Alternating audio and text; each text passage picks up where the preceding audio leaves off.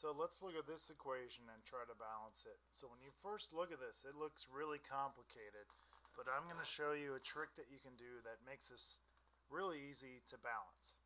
So we have aluminum bromide plus potassium sulfate produces potassium bromide and aluminum sulfate. So the trick to this is if you have the same polyatomic ion on both sides, so we have sulfate here and we have sulfate here, when you list this in your chemical inventory, we want to keep it together as sulfate. And that only works if you have the same polyatomic ions on both sides. So sulfate is here, sulfate's here, so when we list the chemicals, let's keep it together. Alright, so let's make our list. We have aluminum, we have bromine, we have potassium, and we have sulfate. Aluminum, bromine, potassium, and sulfate. So if you're following along and you're trying to do this, you should write down what I have so far, pause the video, take a second, and then list how many you have of both of these on each side. And I'm going to go ahead and do it now. So we have 1 aluminum, we have 3 bromines, 2 potassiums, and then we have 1 sulfate.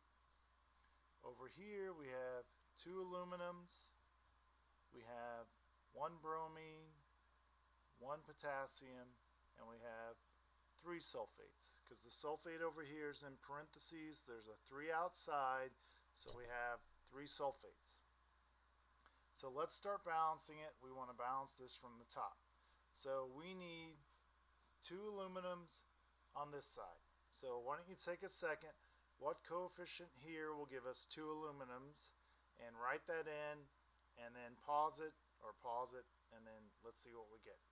So there's 1 aluminum in the formula, so we need 2, so we're going to put a 2 here. This will give us 2 aluminums, but what else does it do? It changes bromine. Now we have 6 bromines on this side. So we balanced aluminum and we gave ourselves some more bromine. So let's balance bromine next. So we need a coefficient here in front of potassium bromide. What coefficient should go here? And that should be a 6. So this will give us 6 bromine, and then it's also going to affect potassium, so now we have 6 potassiums on this side. So let's find potassium. Aluminum's balanced, bromine's balanced. Let's do potassium next. Potassium has a subscript of 2, so what times 2 will give us 6 potassiums? What times 2 will give us 6? So that will be a coefficient of 3. That gives us 6 potassiums. And now if you look, that also gives us 3 sulfates, and that balances everything. So 2 aluminums on both sides, 6 bromines, 6 potassiums, and 3 sulfates.